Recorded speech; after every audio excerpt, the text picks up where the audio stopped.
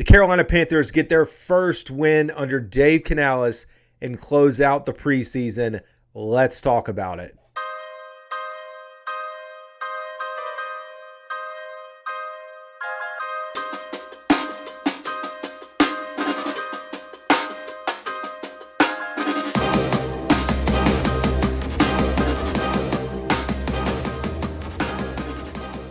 What is going on, Panthers Nation? Carolina Dad here. If you are here, please hit the subscribe button and or follow wherever you get your podcast. Hey, folks, the Panthers won. I'm breaking out the two Growls One Roar hoodie.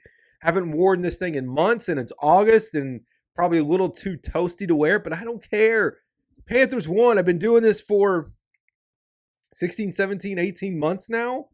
18 months, right?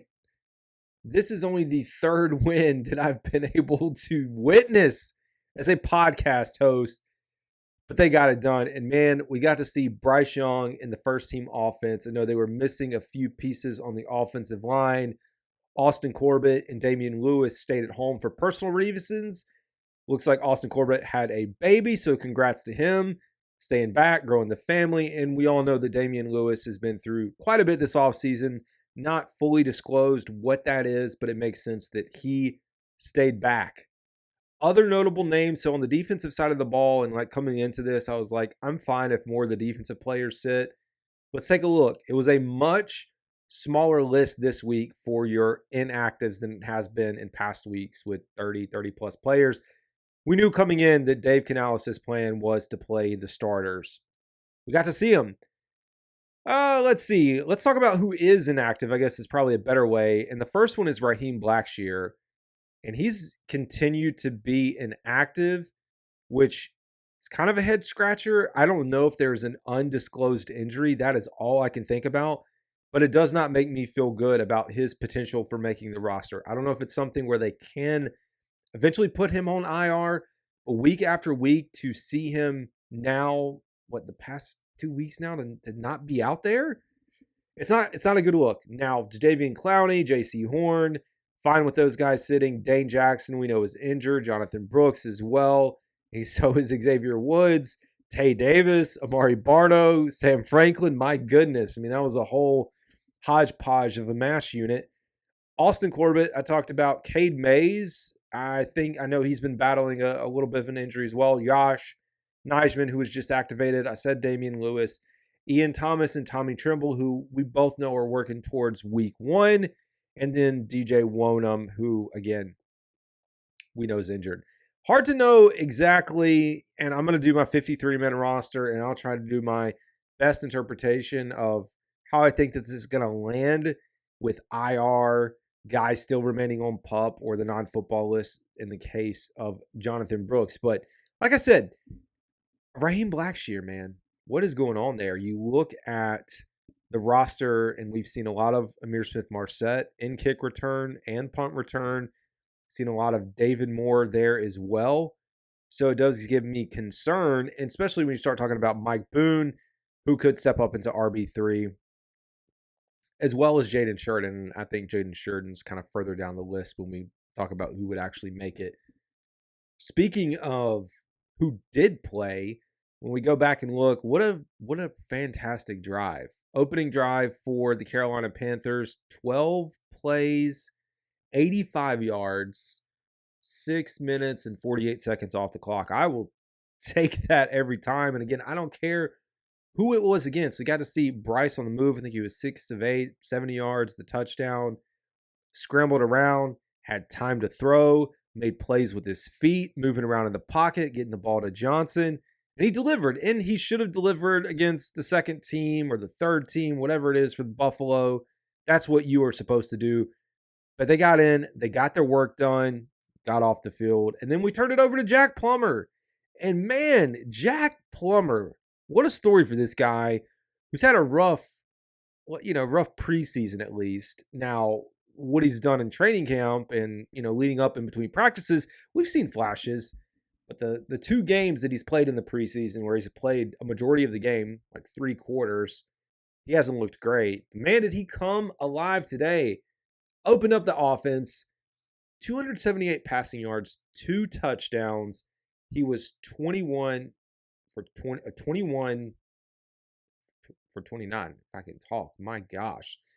So great day for him. And we saw a ton of weapons getting involved across the board for the Carolina Panthers. So your leading target was Jesper Horsted.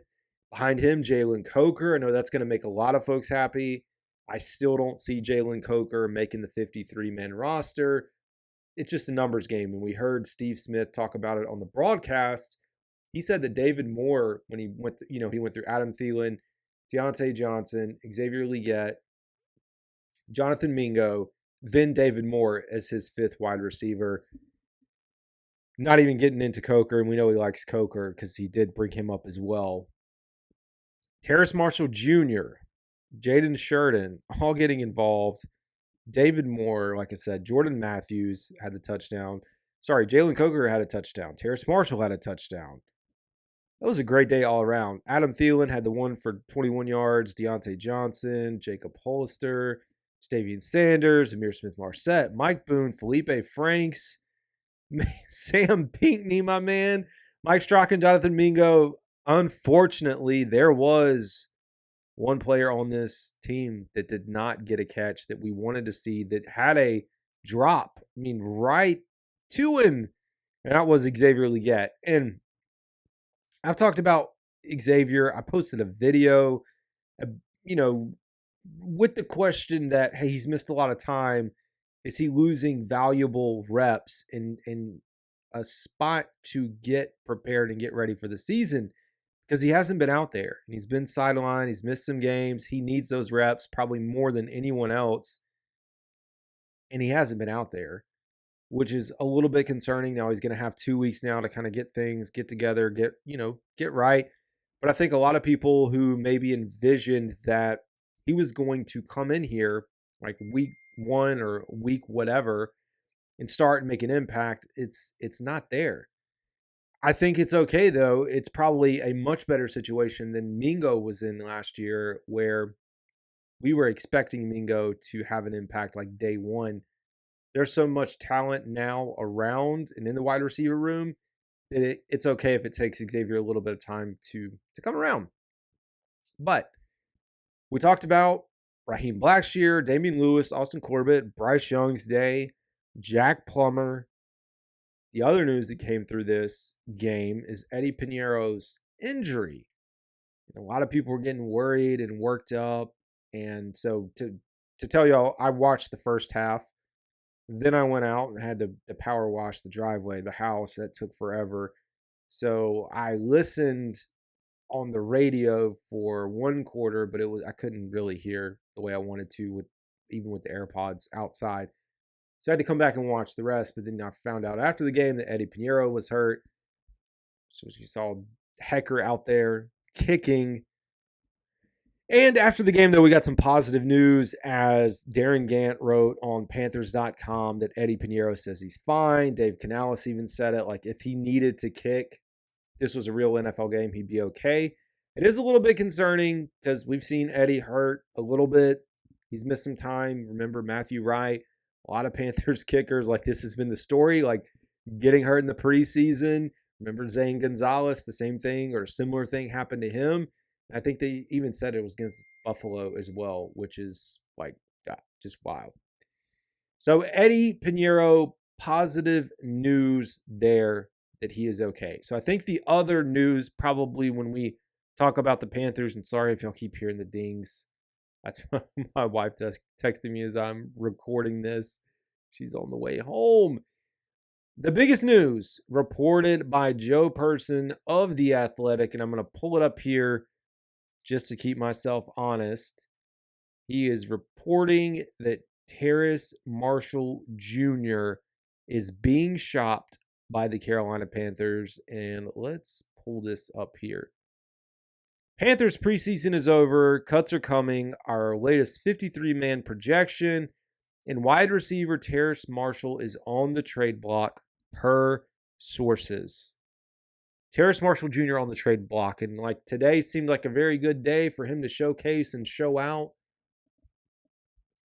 It makes you wonder, though. I mean, we talk about David Moore, Amir Smith-Marset, the Jalen Coker.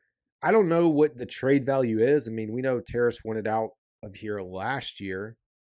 It was, surfaced that he wanted to be traded. It didn't happen. He stuck around. He's had a really good camp. Seems like he's built a good relationship with Dave Canales, with Bryce Young. Things have gone well. But maybe the Panthers are just looking internally and making this decision that, hey, we're going to roll with, 5 or 6 wide receivers, and he's not one of the ones that they want in their future. They feel it's better to give him a fresh start somewhere else.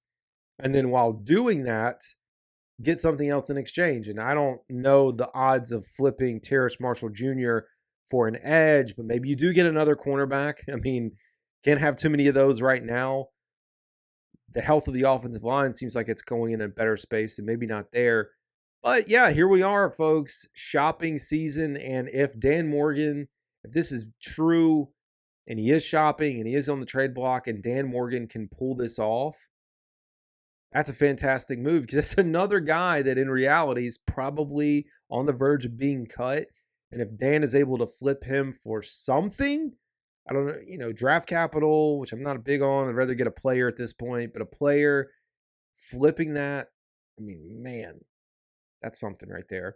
Hey, if you have not had a chance to go out and watch the victory speech, the post game of Dave Canales, man, do it. Lots of good vibes here in Carolina, something that we just haven't had a lot of. So now we sit back. Like I said, I will be putting together my 53-man roster projection just for y'all folks. Probably do that tomorrow. I don't know if I'm going to do the same breakdown that I do for the post game for all the content that I create, getting into the weeds. Maybe I will. It's just like we're at a busy time with cutdowns coming at 4 o'clock on Tuesday. That's when the roster has to be down to 53. It's likely going to happen before that. We usually see things the morning of. They start to flow through. Time passes. And, the next day we'll find out practice squad as they get all that built out and wrap things up. So it's going to be a very busy time. But I think that's going to do it. For me and my updates, I do appreciate everyone that is tuning in or tuned in and watching the show. Until next time, y'all have a good one.